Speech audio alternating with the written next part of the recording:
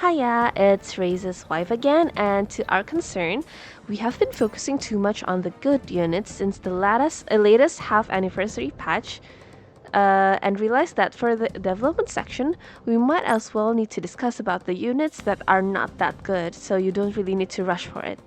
Unfortunately, one of those units might be the Neo Zeong, which is this guy right here. And fortunately, yeah, on the surface, it does look pretty standard. And to be fair to the unit, Neo Zeong actually has a pretty great attack stat with a hefty 11.8 thousand points. It has amazing mobility for an attacker at 9,000, which is to be honest, pretty weird considering the size of the unit. And finally, a standard defensive capabilities, which again, not really like what we see in the anime. To add salt to the wound, this unit has a very abysmal deployment option with only space and half capabilities on the atmosphere. However, here is the neat part. Yeah, we're gonna go to like one of the stages first and deploy it.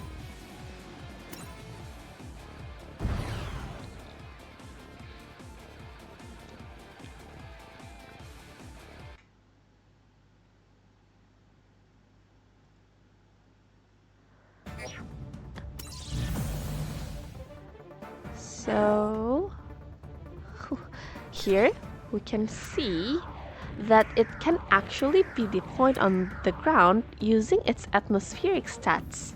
Therefore, it at least still retain half of its movement, and being a massive unit, it is not actually that bad on the ground. For its passive, we can go back to the usual menu first.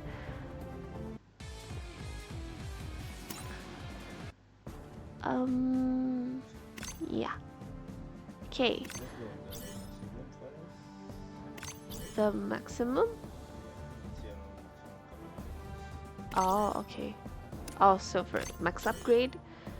Yeah, for its passive, the Neo Zeong has a typical 10% damage boost, the eye field to reduce damage from any ranged weapon by 20%, and finally the cycle frame that increases its accuracy and evasion. Such massive unit with high mobility and increased evasion is really a sight to behold. It does feel kinda weird. Now, let's talk about its weaponries. Neo Zeong got its size as a good buff to its weaponries. The reason being, its size technically make it able to reach a little bit further than normal. We'd usually dub this as a half grid advantage. Here's how you see it in action. I have to open that again. Yeah, you have to open the menu again. No. No, sorry. Yeah, sorry for the back and forth. This is because the script was pre-written by my husband.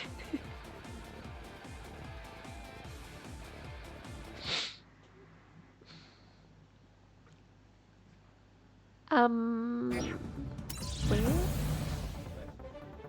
So, about the half grid advantage, like here's how you see it in action. Even the AoE gotten from the typical 3 grid wide becomes 4 grid wide. As for the single target weapon, it does not actually have increased range, but it's just a matter of its size making the radius feel bigger. Thus, yeah. So just to add, for example, like here, like in Unicorn, we have like 5 or 4 range. It's like this, like 5. But when Neo Zeong is actually doing with its weapon, it's gonna be like 1, 2, 3, 4, 5. But if you count from here, it's actually like 6 from the end. So it's like it has like a bit more. So a bit more range overall. Not exactly 1, but It's just because of its body size, you're getting more out of it, right? some kind of that. Yeah. It's like 4 box. and thus its disadvantages on the ground stages, to be fair, is not really that bad. Now, we need to check on its maximum potential on its weapons. Here. Sorry, yeah, it's not maximum yet, so we have to open it from here. It's expensive. It's a hell expensive unit. So, the AoE hits with a hefty wide zone with the power of 4000. Its melee option is the arm unit that hits around 4000 power with 10% critical. Its main weapon is the large caliber high mega particle cannon, or in short, beam goes kaboom. It does have the endemic disease of the 90% accuracy main weapon, which apparently in the which is apparent in the Unicorn series unit. No wonder a lot of these units would love the accuracy and mobility increase. It has a strong 5650 power with no critical, but would give you more damage the further you are. And finally, for the range coverage, this unit has the large wired funnel bit that has small critical, 4680 power, 5 range, and again, 90% accuracy. To be honest, not that bad for a coverage move. Finally, for its tags, it is, again, under the Unstoppable tag, which makes a lot of sense considering its mobility and size. It is also part of the Psychomu tag. And for the pilots, yeah, go back. It has a split power between range and awakened stat, so it does make it a little bit trickier to get. Angelo Sulper is generally good if you want to exploit the main weaponry move. His sway would make it super hilarious to see such a large machine dodging bullets like Neo. However, his reaction is a bit problematic. Resin is a good option for less attack, but more reaction movement. And then there's Demizier, who is less viable since he does not have a Neo Zeong tag. If you want to focus a bit more on the bit, both you are Char Aznavel, this one and this one, this guy looks ridiculous. They're both viable, although we would lean more towards the CCA chart due to the Neo Zeong affinity. And finally, I'm getting tired in seeing their names in the script.